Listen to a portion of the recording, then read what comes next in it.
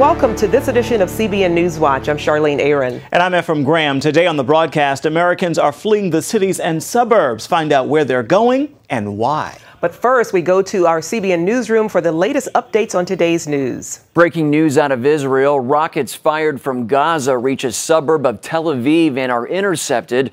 Reports are of little damage, but as our bureau in Jerusalem is reporting, it puts a highly populated area on alert. Chris Mitchell joins us now by phone with more. Chris, the terror groups have now extended their reach to threaten many more people in Israel. What does this attack mean for the population? Well, what it means right now, Mark, is that it puts probably half of Israel within range.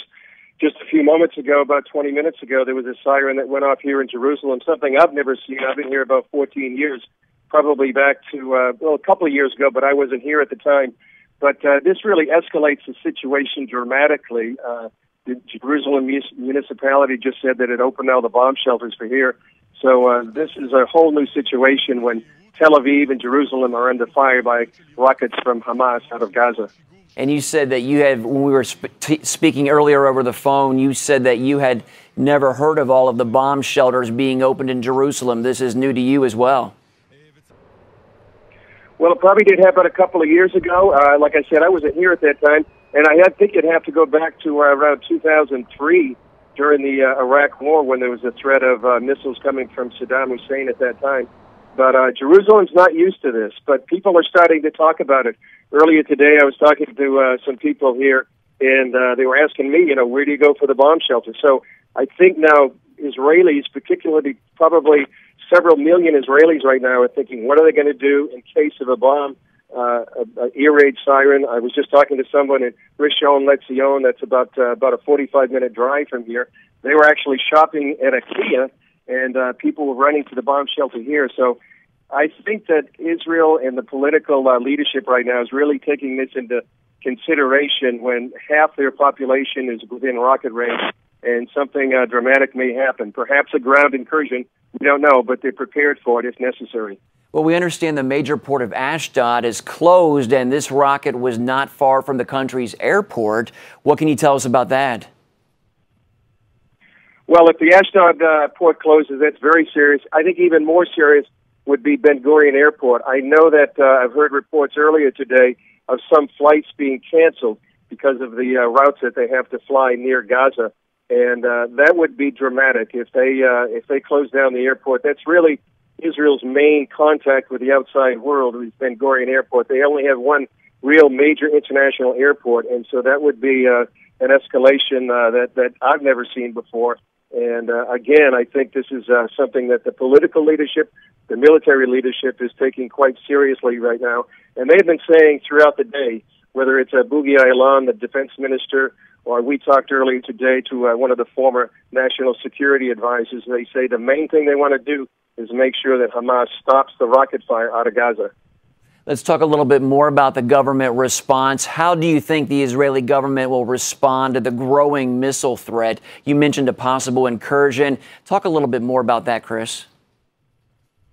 Well, right now they've called up about 40,000 reservists, and I talked earlier to the chief spokesperson for the IDF, and he says that's as many as they can get right now. Not all 40,000 have been called up necessarily.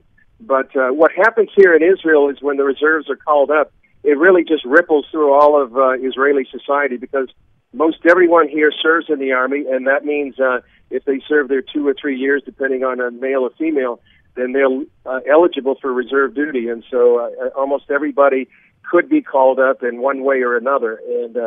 And again, this is just something that the whole nation sort of mobilizes for.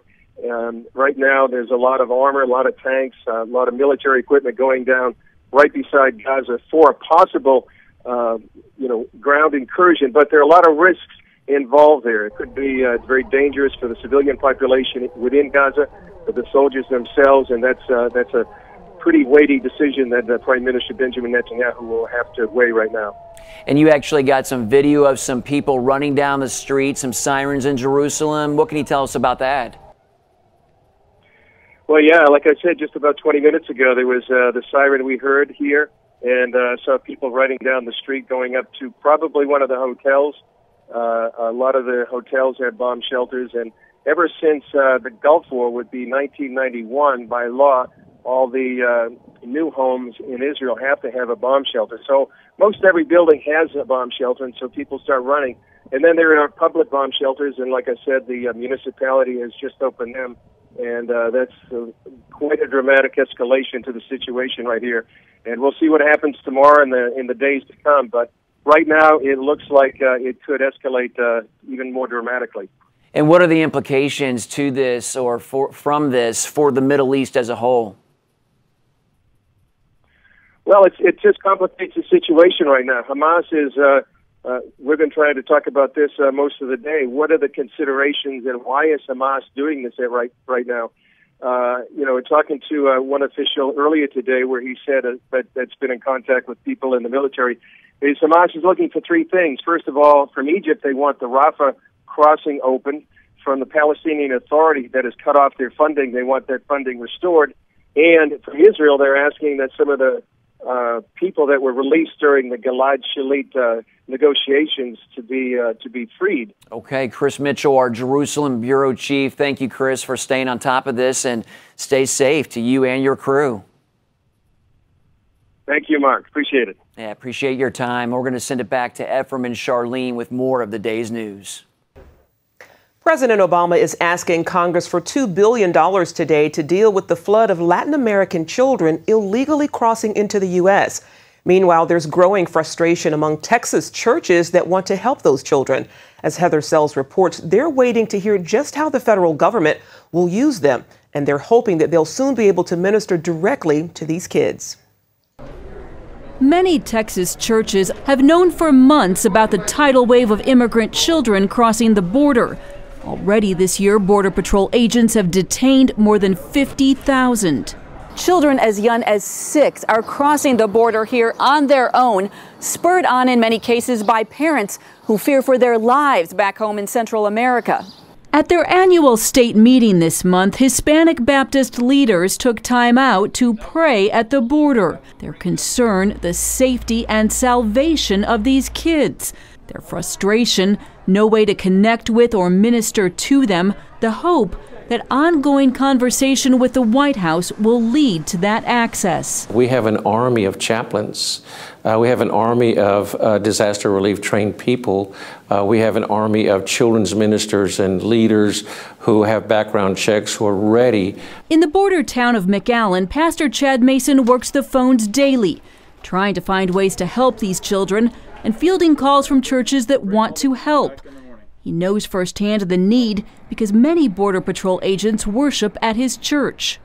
They tell us the stories of kids who are in their care, who are traumatized from what they've seen, or they're incredibly impoverished. And you just wonder, well, how are you dealing with that? Because we know the Border Patrol is not designed to be a child care facility. Right now, Border Patrol agents are detaining kids for as many as 14 days, a condition human rights activists say is unacceptable. By law, however, agents cannot quickly return children from Central America back to their home countries. They must screen them as potential trafficking victims or refugees. That leaves thousands of kids stranded in Border Patrol stations for days, and after that, in Health and Human Service facilities for possibly months. That's what breaks our hearts. We know that there's a need, and at this point, we have no access to try to care for that need. One way that churches right now are helping is by simply doing laundry. This bedding here is for women and children who are just coming from Border Patrol stations and are about to head out on buses to wherever their destination is. The Border Patrol releases immigrant women with their children at bus stations across South Texas. With their deportation hearings months away, they're free to go for now, though by some estimates, huge numbers of them will never show up. Calvary Baptist and other churches are working with Catholic Charities in McAllen and Brownsville to care for these families. They're often in dire need of food, medical care, and clean clothes. We don't foresee this ending anytime very soon. This week, the National Hispanic Christian Leadership Conference has begun to work with Latin American churches to urge parents not to send their children to the United States. The goal, reduce the number of unaccompanied children at the border to 0 by year's end. In the meantime, Texas churches are standing by, ready to help those who do decide to come. In the future, we'll have to figure out what's right, what's wrong, and those kinds of things. But biblically, we're going to love people right now. We need to share that love and compassion to those who need it the most. And Heather has just returned from the U.S.-Mexico border and joins us now.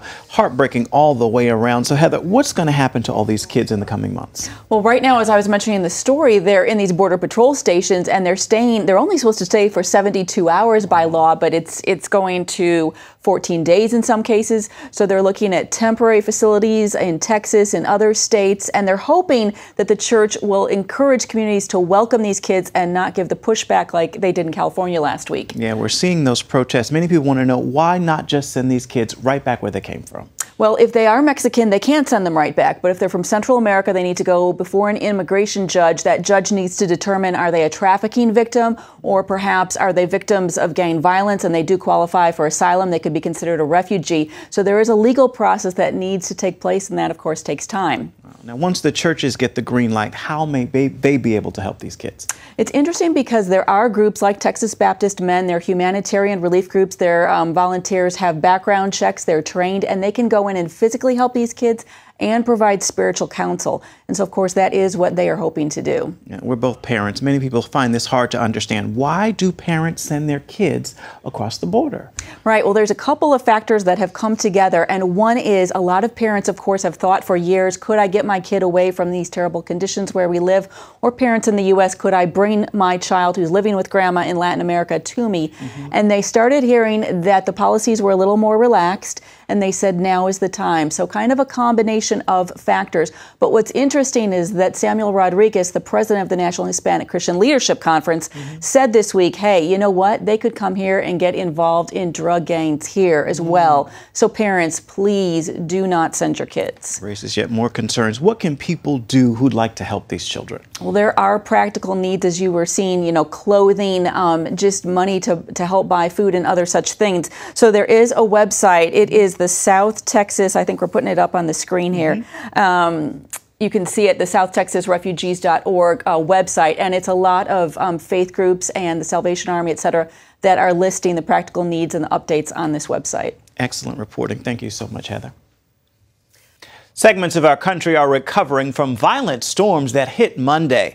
There were tornado warnings for a large swath of Massachusetts, where the fast-moving storms uprooted trees and downed power lines in several communities. Those downed wires sparked a fire in one of the hardest-hit areas. Residents in Michigan are cleaning up following storms that moved through parts of that state. Strong winds uprooted trees and knocked them into homes and onto power lines in Kentwood. The damage left many people stunned. Stuff that you see maybe once every 10, 15 years, unless you're on the coast looking at hurricane damage. We're getting structures uncovered so insurance companies can do their work. In Iowa, a calm holiday weekend quickly turned turbulent. Tornadoes damaged homes and uprooted trees about 20 miles southwest of Waterloo. The world's biggest oil producer is not Saudi Arabia or any other Middle Eastern country. It's the United States. The U.S. has taken over the #1 position, according to a report from Bank of America. A bank analyst tells Bloomberg News the shale oil boom is playing a key role, and if the U.S. didn't have this energy supply, prices at the pump would be unaffordable. One key reason for the increase in U.S. energy is fracking, which brings oil out of shale rock formations. But many environmentalists oppose fracking and are trying to stop it by regulations in some towns. Coming up, an apology from the Pope. But did he go far enough to heal the wounds in the Catholic Church? Online right now at America's largest retailer is the feature film, The Ultimate Gift. The screenwriter Cheryl McKay is a Regent University graduate. Being at Regent University was amazing. It was such a creative environment. I had some wonderful professors at Regent. There's so many people there that invested in me and encouraged me as a writer. They also were able to integrate that with your faith. That was what was important to me, and it was why I chose Regent.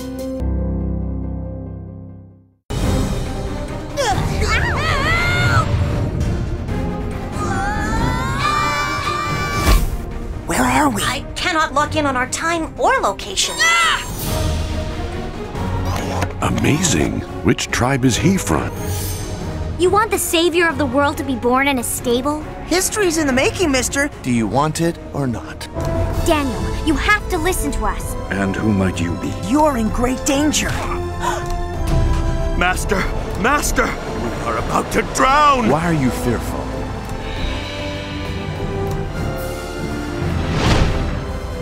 I say to you, arise. I have been healed!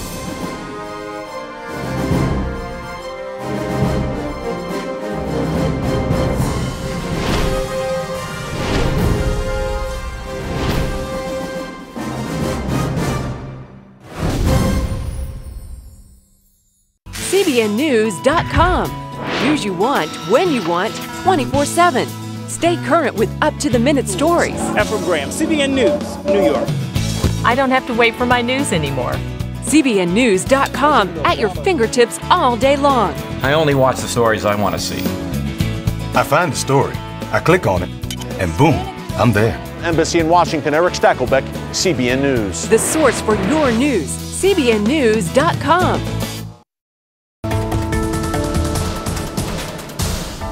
Pope Francis is asking forgiveness from the victims of sexual abuse at the hands of Catholic clergy, and he's vowing to hold bishops accountable for the protection of minors. The pledge came as the Pope met for the first time with 6 victims of the abuse and held a special mass for them. But other victims who were not at the meeting were critical of it. To me, it's a PR move. I hope that the victims that he met with, I hope they find healing. And, it was very brave of them to meet with them. But the meeting today isn't going to protect a child. And that's what we need to do. During his homily, the Pope did not spell out just how he would hold bishops accountable and whether that would include firing bishops and other church leaders. The U.S. is urging China to release a Christian pastor who was sentenced to 12 years in prison. Zhang Xiaoji was convicted of fraud and gathering crowds to disturb the public order. His lawyer says Zhang's church had been in a dispute with local authorities over land for a new building. A U.S. State Department spokeswoman says Zhang was prosecuted in retaliation for peaceful advocacy on behalf of his church, and that China should release the pastor and stop harassing his family and congregants. The State Department also said Chinese officials should allow citizens to worship freely. India's Supreme Court has ruled Islamic courts in their country have no legal authority, and people are not bound by any of their decrees. In 2005, a petition was filed in the country's highest court saying Muslim groups were running a parallel judicial system. Judge C.K. Prasad said, quote, "No religion is allowed to curb anyone's fundamental rights. According to the ruling, Muslims may choose to abide by Sharia law if they wish, but people cannot be legally forced to do so. India is a predominantly Hindu country with a large Muslim minority." Up next, Americans fleeing cities and suburbs and moving to the Pacific Northwest. We'll take a look at the movement called the American Redoubt after this. Hi, I'm Terry Musin. I'd like to tell you about Orphan's Promise. Orphan's Promise helps children who've had tragic beginnings in life. My father died, my mother started drinking, and gave me away to the orphanage. We were homeless, and she made me beg for food. We don't know where our sister is. I'm looking for her now. We want to return to be with our mother, but she doesn't want us. In many countries, children are turned out of orphanages when they turn 16. They lose the only security they've ever known. Many will become easy prey for prostitution rings and criminal gangs. Together, you and I can break this cycle for these kids. For just $20 a month, you'll provide computer training, life skills, and people that care, preparing them for a future of hope. Show them God's love. Call the number on your screen right now and say you'll help. He healed the sick, walked on water, and rebuked the storm. Jesus performed miracles that changed the world, and he shared the secret to that power with you and me. Gordon Robertson, in his latest DVD, Our Father, Keys to the Lord's Prayer, takes you on a journey from King David's palace to the Sea of Galilee, revealing the mystery and the meaning of the greatest prayer of all time. You'll discover a deeper relationship with God. what it means to overcome evil, how to pray in the power of the kingdom, and the life-changing purpose God has for you. As a special bonus, you'll see a tour of some of Israel's most important sites and learn the amazing discoveries that are being uncovered today. Learn how to pray the way Jesus prayed and release the power of God's kingdom in your life. Get Our Father, Keys to the Lord's Prayer, available now. What if you really could get away from it all and move to a place where you and your family felt safe and could really enjoy life? Well, that's just what some conservative Christians are doing. They are so worried about the future of America, they've gone to the American Redoubt. The word redoubt means fortress or a safe, protected place. Chuck Holton has their story from Idaho. We have a breaking news. Angry protesters are on the streets of Los Angeles right now. Alarm over the future of America can be seen almost daily in the headlines. The loss of privacy, constitutional freedoms, and out-of-control government spending are just a few of the reasons sending shockwaves across the country. Christian bakers in Oregon. Religious persecution is on the rise, and that's leading many believers to look beyond the ballot box and start voting with their feet. Dave Westbrook moved his family out of the city 12 years ago. I was pastoring a city church, and it was through my own Bible study and my own prayer life that I became convicted that I needed to do something. We needed to live in a different situation. The area he chose is attracting more and more like-minded families every year, the Inland Pacific Northwest. It's an area which includes Montana, Wyoming, Idaho, and the eastern parts of Washington and Oregon. Members call this movement the American Redoubt. Ultimately, we believe God led us to the Northwest. I think that people recognize tough times are coming, and it's causing them to think about their situation. It's causing them to think about how they live now, the security of their family, the stability of society, and how they're going to relate to that. But I'm finding something else too, and that is that more and more people are resonating with this idea of getting back to the land, of living a simple, more natural way. And I mean, that doesn't surprise me, because the way I see it, the Creator wired us for this. Idaho is a paradise for nature lovers of all kinds, and it's also one of the least populous states in the Union. And that's a big draw for the kind of people that would come to the American Redoubt, not necessarily because they want to get away from everybody, but just because they feel like it's more free for them to live and work and worship as they please. Where your kids can run free. They're spending time with, livestock, with the horses. They're in the garden. We saw how quickly things deteriorated. John and Sarah enjoyed life in Florida until a hurricane changed their outlook forever. They asked we not show their faces. How fragile our civilization is. And I witnessed people get into fistfights over bags of ice.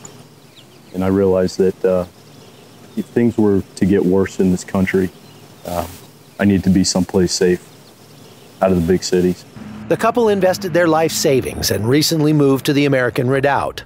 And so far, they're very happy with their choice. So right now I can say I'm excited about the new challenges and the new life that we're going to embrace, that we have embraced, that we were prepared and ready to face. What challenges are coming our way, I don't know, but I know that God brought us here and God's going to bring us through any troubles that we do have. Welcome, and thanks for listening to Radio Free Redoubt, the emerging safe haven and refuge for God-fearing, liberty-loving... The growth here has spawned radio programs, websites, and even its own silver coins. Todd Savage moved his real estate business from San Francisco and now helps people looking to make the move. The core of this movement is to help like-minded conservative Christians move to the Redoubt area, to eastern Washington, Idaho, Montana, and sometimes Wyoming. And it's a wonderful place to be, to educate your children and to have freedom. Since the re-election of President Obama, we've seen a huge increase in demand. But it's not about being exclusive. It's about liberty. The American Redoubt is meant for freedom-loving folks that are accepting of everyone, regardless of their religious preferences, their skin color, even though predominantly they're conservative Christians coming here of all races, colors, and creeds. And it's not just families. Businesses are moving in as well. One notable growth industry, gun and ammo manufacturers driven out of other states by restrictive gun legislation. There are now 180 in Idaho alone. But Dave Westbrook asserts the biggest draw is spiritual. But the environment is just so much more conducive, and I think particularly it's so much more conducive to our spiritual walk with God. And that's, for us, for my family, that's the #1 reason why we did this, because it was a way of life. From Northern Idaho, I'm Chuck Holton for CBN News. Children, each of them precious, each of them a gift, each of them unique. All of them are a work in progress, a story being written, a sculpture taking form. That's where Superbook comes in by providing a strong spiritual foundation for the children you love. This month, The Fiery Furnace. The king is wasting money on a statue, one he wants us to bow to. Sometimes the right decision is the hardest one to make. We will never serve your gods. Then heat the furnace to 7 times its usual temperature! Log on to CBN.com or call the number below to receive Superbook's newest episode, The Fiery Furnace. Yours for a gift of only $25. I can't watch! Look, I see 4 men walking around in the fire unharmed. Get Superbook and watch the miracles happen. I had this great idea, but I felt like I was the only one who could see its potential. I imagined not just what I could do, but what I could be in business. That's why I went to Regent for my college degree. They brought out God's best in me, so I could bring my best to the world. At Regent, you can study online or on campus. For more information, visit regentundergrad.com or call 1-800-210-0060. When you choose Regent, you're choosing to change your life. Introducing the CBN Bible from CBN.com. Now, an easier way to study the Bible and grow in your faith. Highlight your favorite verse. Read separate versions at a glance. Click and read a commentary. Or cross-reference your favorite verse using the Strong's Concordance. All the right tools to study the Bible, all in one place. The CBN Bible, available at cbn.com/Bible or the iTunes App Store. Finally today, Operation Blessing is helping flood victims in Pensacola, Florida, return home. Back in May, Pensacola was hit by some of the heaviest rain in more than 100 years. Floodwaters damaged the interior of Marjorie's home and destroyed many of her family's belongings. Operation Blessing helped remove water-damaged drywall, provided and installed new cabinets and appliances, and even brought new furniture for her twins' bedroom. That's right, and you can find out more about Operation Blessing by going to their website at ob.org. Well, that's going to do it now for CBN News Today. You can find more of our exclusive coverage of the issues you care most about at cbnnews.com. Tell us what you think about the stories you've seen here today. You can do it on Facebook or at CBN News on Twitter. Hope you'll join us again right here next time. Make it a terrific Tuesday, everybody.